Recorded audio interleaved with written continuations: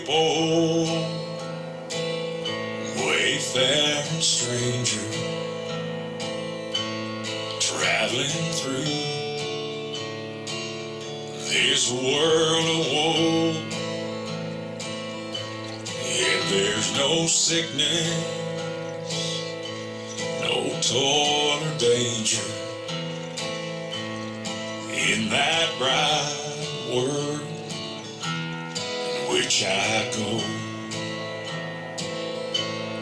Going there to see my Father.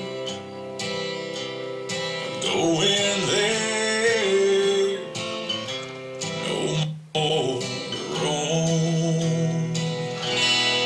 I'm only going, oh Jordan, I'm only going over home. Well, I'm going there. See my mother, she said she'd meet me when I come. I'm only going, oh Jordan, I'm only going over home. Le monde commence à arriver, c'est magnifique, voilà. On attend encore du monde au TGV, d'autres voitures qui vont arriver. J'espère que ça va bien se passer. Voilà. Merci à tous. Bonjour docteur, comment allez-vous? Merci d'être venu.